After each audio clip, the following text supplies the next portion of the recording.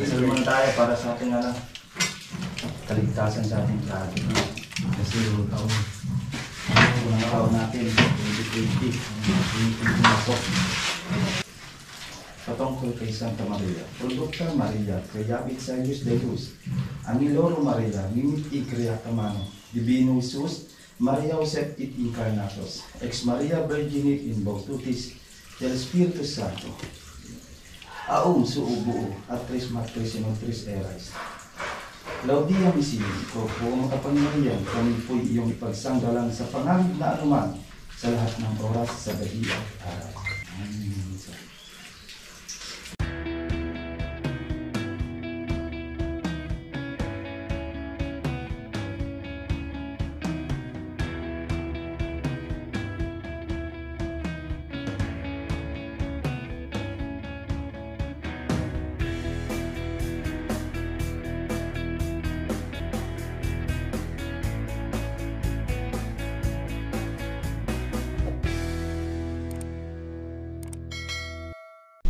Yeah mga boss, at good morning at Happy New Year sa inyong lahat. Kababalik lang ng team ng J. Aragon sa mga project natin. At dito sa Limabrosa Phase 3, araw na nga Monday, January 6, 2025. Ayan, unang balik ng team ng J. Aragon. Okay, update natin tong block 18 na nagpa-hollow block sa tayo sa second floor. Pinatuloy na ng client yung hanggang firewall pa ikot and then pa-roofing. Tara, samahan niya ako, check na natin itong block 18. Let's go. Yan, karga muna yung isang Team X natin na motor at dalayin ulit sa Tanawan. Ito yung tubular para sa gate ng block 18 at pang-kesamin naman natin yung metal paring full angle. Pagkaparin na yan. Nandari yan. Alam ba ako dito?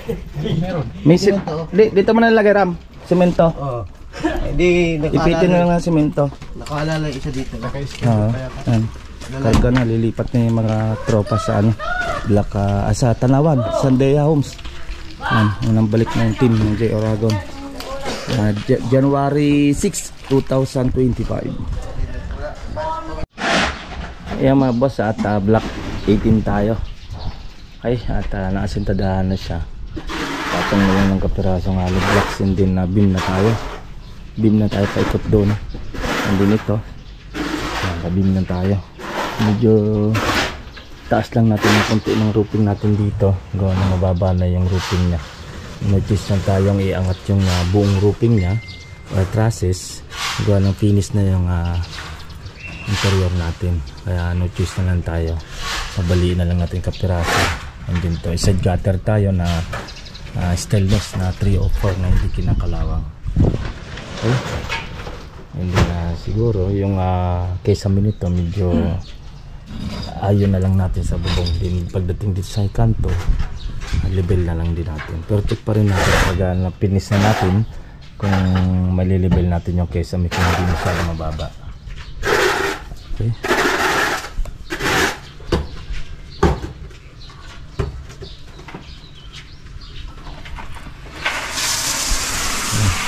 Ito, bubuhusan na nila yung mga poste. Bubuhusan na yung poste dito. Bubungan na natin to. And then yung terrace. At buuin na rin natin sa terrace. Ito naman, bakbak na rin naman to. Tanggal na yung bintana. Yung pinto na yon, bubuhayin natin dito sa hallway. Kakaroon ng sariling pinto to. Yan. Parang may sariling pinto. Wala na. Asintada na to, close na.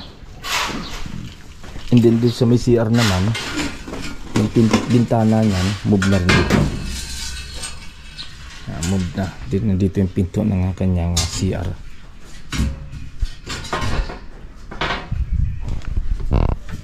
Busa tayo. Tumakbak na. Sintada na to, tanggal na yung bintana. Gagawin na kasi yung hallway to. Yan. Hindi na natin may adjust na yung kanyang trusses. Finish na tayo dahil nakakabit yung ating mga pamakuan ng kesame dyan. sa Farlins. Side gutter na lang tayo dyan. Then, sunod dyan, biga na sila. Basta, buusan muna yung poste. Ayan, ito may guwit na. At bubutasin na to. Para bukas, dadalhin na natin yung pinto. Mabili na yung pinto nito. Para may kabit na rin natin. Itong bintana na isang room. Move na rin to dito. Kuha ng tatamaan ng pinto ng CR. Ayan, kung napapansin nyo, naka-tent na ang ating mga bintana at naka-screen. Ito ipapatabi na lang ang client. Na-screen na ito. Tinanggal na yun. Ito may screen na. Ayan, may screen na. Okay, ayan, naka-tent na tayo. Kumbaga, madilim na. Kita mo yung sa labas. Ayan, kita sa labas. Ayan, naka-screen na. Okay. Ayan, naka-ano na tayo. Ayan, naka-screen na. Yung kanyang bintana. Check natin sa baba mga boss. Ayan, mga gamit na yan. Ayan, kabit na rin pati yung ano nito. Stern nosing na ito. Nakabit na. Ayan. Dito malinis na sa baba. Cabinet. Ayan. Cabinet na siyang ano. May kasahin. Binili lang naman ng client yan. Ang cabinet na yan. Ito pasusukat na natin ito yung salamin nito. Ito. Slating. Ayan. Medyo may kalat pa tayo. Dito pa ibang ano. Ayan. Pinalagyan na natin ng sapin para di madumi yan. Ayan rin should. Ayan. Nakabit na rin yung tubo niya. Ayan. Yung cabinet na naman sukatan dito. Okay.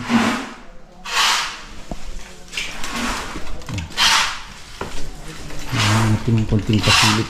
Ayan. Hollow blocks. Akyat na sa taas. Naka-slide. Naka-anon tayo.